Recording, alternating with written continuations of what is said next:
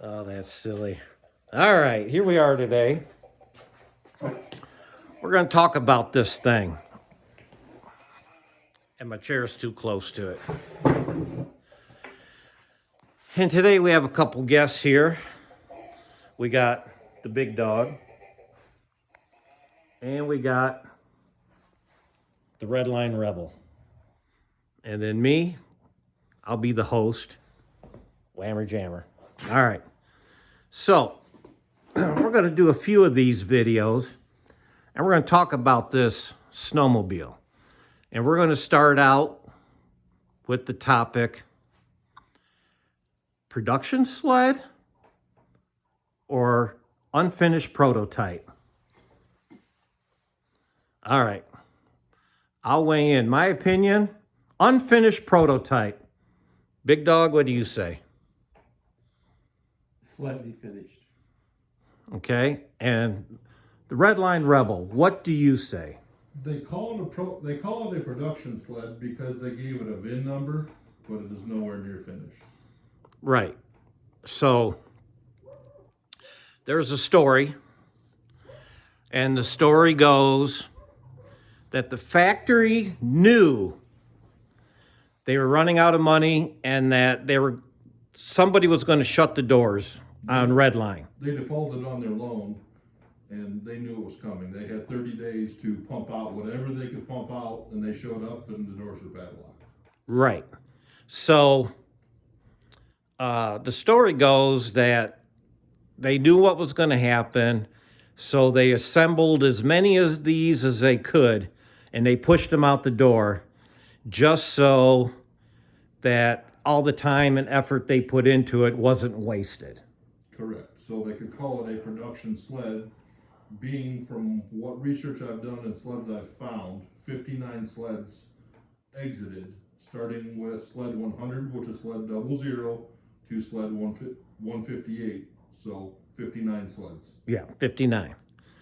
And my local Redline dealer, he told me that the Redline he had sitting on the floor, and it looked exactly like this one here, that it was just for us to view. We were supposed to walk in, see it, fall in love with it, give him a $2,000 deposit, and then come fall time, you would get a phone call saying, come and pick up your machine. And this was supposed to get sent back to the factory. And once they received it, they would refund your $10,000 deposit. Correct. From some of the research I've done and articles that I found, they produce these so-called production sleds, and don't hold me to the number and how many dealers there were, but we'll just use the number of, say, 48 sleds were produced, and it was just to get something on the dealer's floor so the customer could see what they were buying. Okay, and I believe when these showed up to the dealer floor, they kind of knew that it was going to get shut down and there were going to be no production models sent. Is that right? Or yes, some dealers knew that the writing was on the wall and wouldn't take a deposit. And to some of the or several of the owners that I talked to, business owners, dealers per se, and some of the purchasers, yeah, did get their money back.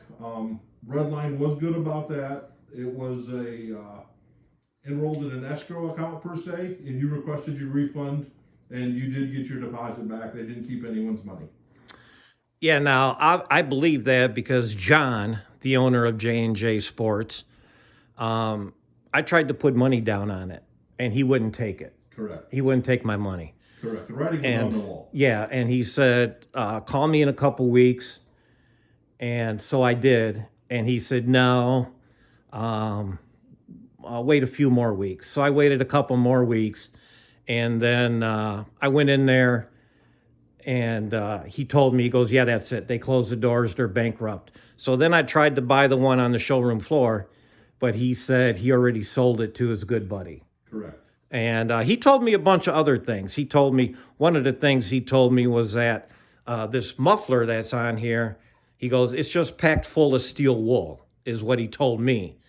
I don't know if that's true or not, because when I got mine, all I did was ride it. And one time when I was done riding it, I noticed there was a lot of smoke coming out of the muffler.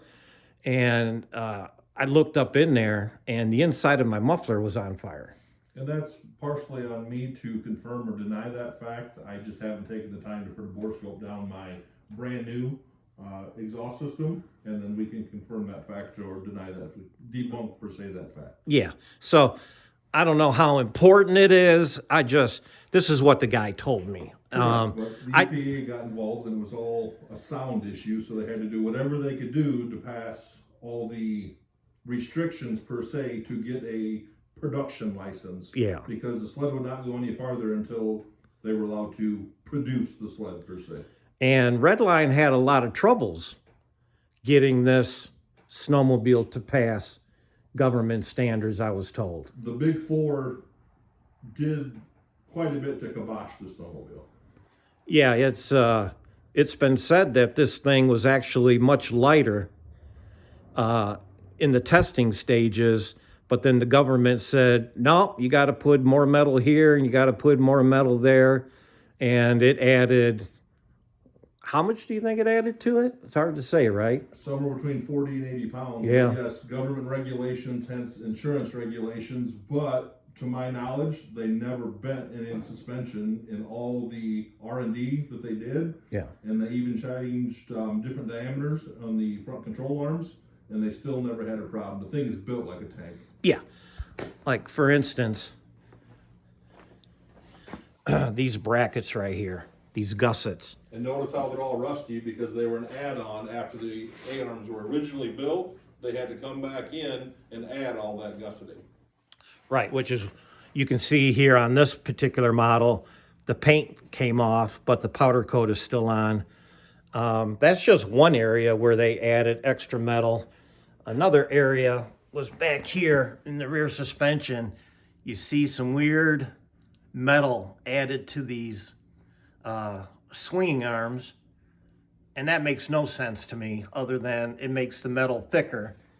But you know, that's really not how you, if your original design is too weak, then typically you increase the diameter of the material or you change the material. But supposedly this thing is made out of chromoly steel. From the grinding we've done, the spark test claims it is. It shows it is. And the fact that it's so freaking heavy makes me wonder if that's even true. Maybe some are chromoly and maybe some are steel. I don't know. The grind test we did with the flap wheel, the yellowish orange sparks shows chromoly, but again, who knows? Yeah, who knows? It's hard to say. Because these things, they are just prototypes. They don't even, like, when I got mine, if you started it and you just tried to give it any gas at all, the clutch would kick in right away and then the machine would lunge forward. And that happened to the gentleman I bought this from. He was the original owner, and he ran his brand new Redline right into the back of a Yamaha Apex. That's what all this damage is from. Because the clutching just was not, either the spring had gone super soft or the clutching was never figured out and they just threw it on there. Clutching was never finished. They claimed that they had horsepower output problems with the sled and they could never clutch the sled. And then there's some other things about the machine that make me believe it's just a prototype. Things like the gas tank is not vented. And what happens is if you put gas in it and you ride it, there's a plastic cap right here, and mine kept popping off because the tank wasn't vented. So I put one of these on here just so I could ride it. But this is not safe. If this thing ever tips over on its side or upside down, gas will pour out and you could catch on fire. But do not do this. Vent your tank properly. That's just one of the things I saw. The other thing that makes me believe it's just a prototype that was thrown together is the carburetors. Carburetors are pretty big on this thing, aren't they? Monster, 44 mil round slide rack style. And there's only what, a Skidoo 800 that has carburetors that big? I believe the 670 in the MXZ is the only thing that had carburetors that big. Those Everything ones? else Yeah. were 40 millimeter racks, and that was one of the improvements that several of the R&D guys and dealerships recommended. And I think even Redline themselves were leaning towards that. It just, again, unfinished product. Yeah. Yeah. It's on this one, when I first wrote it, it had the stock exhaust. It was complete. There's an article that claims maybe only 14 were complete that left the factory. It's hard to say. I think it's more in the mid-20s, like half of them. Yeah, it's hard to say, right? Correct. And I've located in the mid-40s of them, and quite a few of them do have exhaust. They are complete, and the ones that did run do have fatigued and stretch-cracked pipes on them because that was a problem, and that's why the rest of them didn't come with exhaust, because they had not found a fix for it, other than the D&D straight exhaust. Yeah, the one thing what I was alluding to was when I test drove mine in the cornfield, it could get up to half throttle pretty well. But then if you try to floor it, it would just bog, like it hit a wall. And then if you let up on the gas, it would start to increase. The RPMs and the power would increase. So it does not like to go over half throttle. And it's hard to say if that's because of the exhaust. Is it because the carburetors are too big? Is it because the motor's just not ported properly? You use the correct word there, properly, because the ports in this thing are huge. Yeah, that's... So it has to do something with air velocity, whether it's in or it's out, and what the vacuum of the engine is doing to draw the fuel in. It has to do something with the velocity and efficiency in that engine. Yeah, I noticed that because I have another motor in the basement, and the ports are huge. They really are. There's no need to port one of these. It's done for you from the factory. Yeah, it's really big. And I was given a set of 38 millimeter flat slides. I guess these were meant to go on the production machine? I don't know. 38s would have been something that came on like a 600 Polaris. Yeah. Where the 7 and 800s would have had 40s, and my understanding was they were going to try a 40, and that the Skidoo spacing is extremely similar, but whether it's Skidoo or Polaris, you just have to narrow up the spacers to fit whatever port pattern that we need. Yeah. And then adapt cables, airbox, etc. But I think that was kind of their next venture to see if we could do something with it, because no matter what exhaust was on this thing, the peak horsepower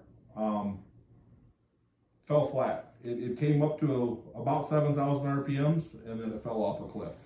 Yeah. So there's just something not right, that the engine won't have a prolonged power band, and it peaks way too soon. Yeah, and 7,000 RPM, that's like way too low to have peak power on a snowmobile. And it's only there for a couple hundred RPMs, and it literally falls off a cliff. You go 500 RPMs either way, and the horsepower's cut in half. Yeah, and it's really weird that the machine reacts the way it does, because the gearing is pretty short in this. I mean, this is not geared to go 100 miles an hour. You know, it's geared to go maybe 75 or something like that. So, you know, I could be off by 5, whatever. Nobody really knows, because nobody's really been able to get one to run to see. But even with the weak motor, having short gearing, you should still be able to get some respectable performance out of it, but you just can't. But is it engine? Is it clutching? But you've got to get the engine to run before you can clutch the sled and gear a sled. I know that different gear combinations was something on the docket to address, but again, unfinished product that they had to get out the door just so they had something to represent all of the time, money, and effort. Yeah, now, there were a couple of companies who were big in the snowmobile performance world. They did get their hands on one of these and try to make them run, didn't they? Correct. Yeah, the one was Olivean. Mm-hmm. He got his hands on one. From Micro Belmont. Yep, and made some pipes. Correct. And he didn't really get that much power out of his, did he? Oh, yes and no. The dyno sheets that I have are somewhere around 135 horsepower, but again, extremely steep peak, falls off a cliff. He didn't broaden the power band. He didn't broaden the peak RPM. He just gained horsepower and torque. And then that other company, D&D. Correct. They tried to play with one also, didn't they? Correct. And then I just recently got my hands on one of those dyno sheets. Completely different animal. It peaks at similar RPM, but it is a much flatter curve and a much broader curve. It does not instantly peak and then fall off. Out of the factory pipe, or production pipe as we call it, the AN pipe and the D&D pipe, it is by far superior to all three. Yeah. Yeah, because the pipe that comes on here, it doesn't last very long, does it? When you try to run it. That was their big problem. It was a metal fatigue of some sort, and they couldn't figure out if it was the material, the stamping, the mounting, the reversion, the expansion. There was just too many things that they couldn't pinpoint exactly what the problem was. And the AN exhaust still has fatigue issues because he didn't leave enough room for expansion, from my understanding when I talked to Micro Belmont. Yeah. So the AN isn't a complete fix, but yes, it does add quite a bit of horsepower to it. And aesthetically, it's a beautiful piece. It's a work of art. Yeah. But there's only, I believe, around 16 of those exhaust systems that were ever built. So they're almost like hen's teeth, just like the snowmobile itself. Yeah, so we can't even really find anybody who's ridden one of these to tell us what it was like once they put the different pipes on them. You know, nobody's ever been located who can tell us what it's like to really ride one of these, right? Yes and no. Because here in the near future, I'm going to go visit Micro Belmont, and one of the owners that still has two of these snowmobiles. Yeah. And one of them still has the AN exhaust on it, and it was actually the dyno mule for AN. And so I'm going to have a one-on-one conversation with him and to discuss that. And I also have been in contact with the regional salesman per se that set up the majority of these dealerships. Yeah. And he did get to ride the straight pipe, the D&D straight pipe. Night and day, he said, that is the pipe you want. The straight one. Correct. Yeah, the straight one. Because my pipe on here, it broke, and I fixed it, and then it would break in another spot, and then I would fix it, and then I tried to modify the pipe, thinking that maybe it was sound harmonics, and it broke in another spot, and then I just threw that one to the side, and I put an F7 pipe on here. There used to be a web page way back in the day that was dedicated to Redlines, and in that website, they claimed that the F7 pipe was the fix. Well, my F7 pipe cracked just like the stock pipe did, and the machine actually ran worse with the F7 pipe. I took it back off. Yeah, I think that was a volume issue. Yeah, that pipe works good on the Arctic Cat F7, but that pipe does not work on this. And who knows why? Why spend time trying to figure out why something doesn't work when it just keeps breaking? But I built another pipe, and that one seemed to run pretty good. I just didn't get to put a lot of time on it. And so now I made a new pipe to put on here recently, but we never did get to snow. I haven't tested it yet, but this one's even bigger yet. But the idea is we're trying to get as big a pipe as possible to make sure that it's not a volumetric issue. Is that a good way to extremely. Yeah, we're trying. We tried, and I took my muffler apart because I wanted to see what was in this box right there. And what's in that box is just some. It's almost like a heavy duty Perforated steel, almost like a spark arrestor. But there's really nothing in there to promote any kind of performance or flow. So it's more like a big echo box. Correct. And I'm not an engineer. At best, I'm a pocketbook engineer. Everything I know about engineering can fit in a pocketbook. I put some sound reflection devices in my muffler because I was afraid that maybe there's some kind of sonic boom of some sort happening in this box, and then it travels all the way back up to the pipe. And I was thinking maybe there was a reversion that was colliding with another the exhaust pulsing in there, and that's why it's breaking the pipe in here, because it likes to break where the pipe swells.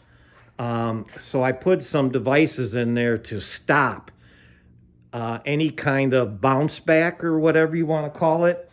But we just haven't had any snow to put any time on it. Might have to load it up in the trailer and head out west or something. I think we missed our window for that. Yeah. And the other problem is you did the pipe at my persistence for you to try, and then you did the chamber all at the same time. It sounds much better. Yeah. It's much crisper. Yeah. But again, which one was the benefiting factor? Yeah, or do they work together? Yeah, we don't know. We don't know.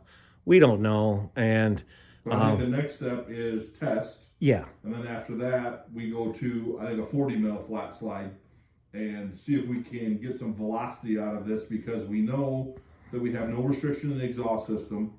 We don't have a port problem. I think we start choking the air intake down so we can build vacuum. And as we build vacuum, we'll build velocity. Yeah, and I know you're supposed to do one thing at a time, right? Correct. I get that. But we had no snow, so. And the biggest thing was, I'm kind of afraid to catch fire. Amen. And the exhaust keeps breaking on these things, and people have caught themselves on fire. So you kind of got to make it safe first before you start worrying about other things, And that was a point Micro Belmont made. He's like, I've got 3 melted seats here, Matt, and it doesn't matter if it's the factory exhaust or the A&E exhaust, they still melt seats. And then we had that, the explosion of that sled that injured that test rider that was out in New York, wasn't it? Correct. Out there around Teg Hill. Yeah. And then his life was never the same, and unfortunately, he's no longer with us. Yeah. So, what do you mean he's no longer with us? Exactly what I said. He's no longer with us. He didn't die from the injury, but it was life changing. Oh, that's what I'm saying. Correct. Yeah. He did not die from the injury, but it was life changing to him, and he's no longer with us. And it's kind of hard to focus on the carburation when you're worried about the muffler cracking and catching on fire. Correct. So we gotta fix that first before we can worry about the carburetor. So I don't want to get too much into the tuning aspects of it yet. Let's just cover the prototype versus it being a production thing. And like another thing that this thing doesn't come with, there's no snow flap. And I know it looks cool when you have this opened up right here and this exhaust hanging out, but you got to have a snow flap so that when the snow comes off there, that it goes up into the cooler to cool it. And they never did put a snow flap on it. Well, it goes up there, it just packs around the exhaust and gives you a steam bath under the hood. Yeah, I noticed that when I first rode mine, because there's no,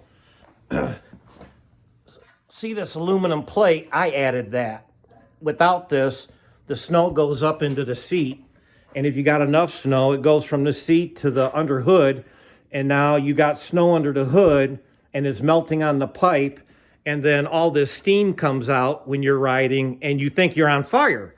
So you can't you can't ride one of these without always wondering if you're on fire. I think it has more to do with the fact that it's just a prototype. You know, they didn't get enough time, and there's not enough designs to consider production. Plus, there's things like, I already brought up the fact that the gas tank is invented, but this has gear drive, just like the Blade. And when the Blade first came out, they didn't put a vent on their gear drive. And then what did they discover later on down the road? Same thing everything does when it's not vented. Yeah, the pressure builds up, and then the fluid blows out past the seals. Well, you know, this is the same way. So you have to also add a vent to the gear drive. Yeah, the fill plug on my Blade is now a hose bar with a hose that runs up around the steering column so that it can vent. And you can do that with this also, because it has a fill hole. Correct. And if you just pull out that plug and you put in a brass fitting, Correct. then it can act as your vent, and then you're taken care of as far as that goes. Cooling system's not vented in this sled. That's another thing I wanted to bring up. This is the only snowmobile that I can think of that the cooling system is not vented to the atmosphere. It has a humongous expansion tank, I guess you'd call it. Correct. But it's sealed. And to me, that sounds like that can cause troubles. They claim that they had a problem with them being airlocked and taking out head gaskets because of the sled's airlocking. Yeah, and on some of the motors that came apart, the passages, the coolant passages in the cylinder head don't always line up with the gasket also, right? Oh, yes. Yeah. There's a big discrepancy there, so much so that I've been in contact with Cometic, and I'm going to have some gaskets recut because their templates are probably blocking the hole by 25 to 30%. Yeah. So, and you take one of these apart, you'd be surprised they hold water. The only reason they're holding water is they have a aluminum core gasket. When Cometic first built all these, that's the only keep them together. If they were a paper gasket, you couldn't keep water in these things.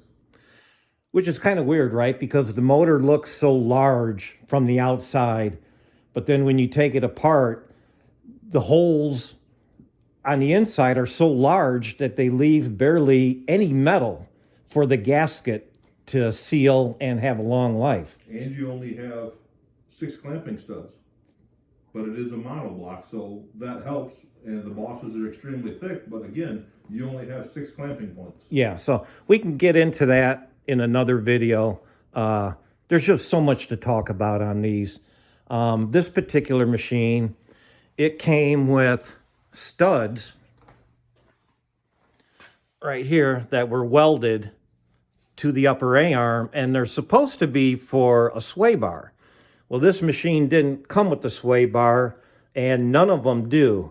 And actually, some of these machines, they don't even have pins on the A-arms, do they? Correct. Majority of them do not. Majority do not. This one did. So I put a sway bar on it. I didn't get a chance to try it. I mean, we'll do this in another video, but you can see I've added a sway bar to it because this thing, it rolls over on its side. When you turn it real sharp, because it has no sway bar, it rolls really, really bad. And a high center of gravity doesn't help. Yeah, and it's really, really heavy. Yes. And so because it's heavy, if you're going to do any kind of trail riding, you really should have a sway bar, just so the manners are better, you know. But that's like another thing that it was just incomplete. And I was told, you know, that it performs better without a sway bar. Well, if you're going in a straight line, I could see that be true because number one, snow crossers don't have one. Number two, mountain sleds don't have one. But you know what? You're not going to take this on a mountain, and you're not going to take it on a snow cross track. But it performed phenomenally in the moguls. It just, again, trail sleds where the trail is smooth and even. Yeah. I can see, so you don't high center the sled, and you also don't lift an inside ski per se. So you got to find a happy medium. Yeah, you got to. So it's a project. This is nowhere near done.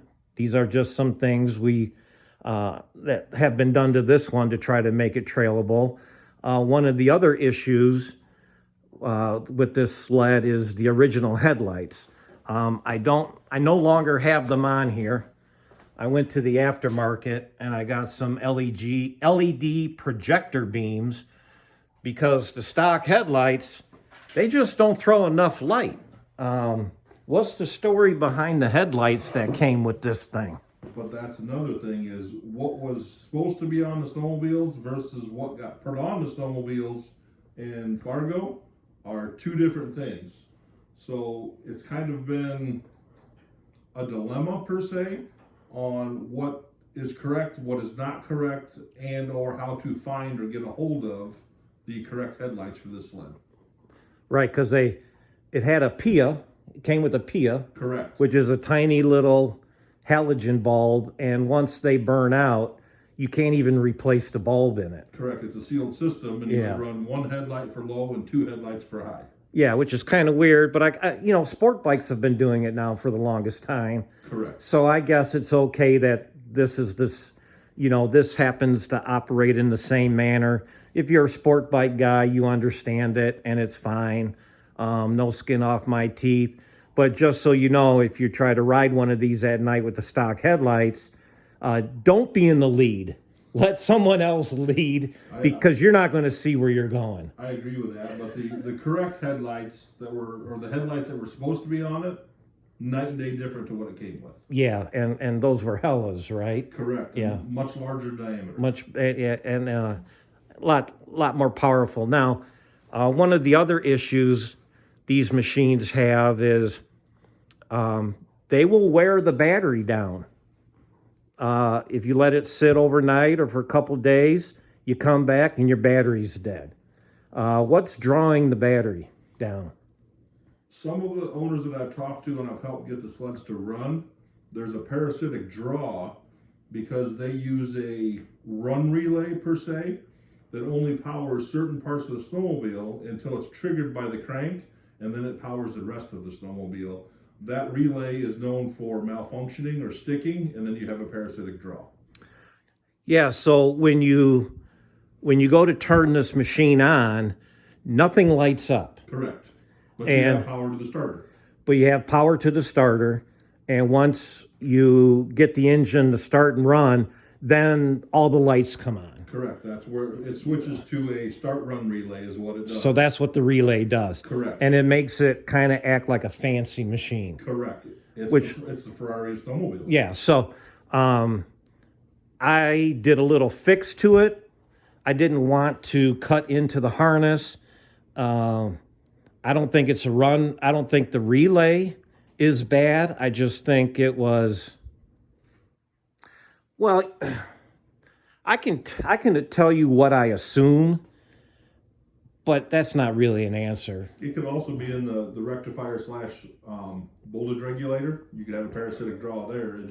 There was a lot of suggested updates to this machine. Yeah. When it comes to the wiring and charging system. Right. Because the entire ignition system is PLV, so it's all German made. Yeah. It still can be purchased to this day. It's all aftermarket. It's known stuff. Correct. It's good stuff. It's good stuff. It needs refined. Yeah. So there's been some talk that there was a couple of these snowmobiles released that had an updated, larger charging system. I've never seen any facts to that. Have you? I'm yet to prove or disprove, but yes, I have heard the same. I've never, no one's ever come forward to show an original stator versus an updated stator. All I know is this machine, the charging system works just fine. Mm-hmm. So the parasitic draw might just be related to that run relay that's always looking for voltage. Some people have cut into the harness and modified their way around it. I chose not to. I did something else, but we'll show you that. That's for another video. That's not the point of this. Let's see, what else do we want to talk about that makes it a prototype? Well, Are we running out of things?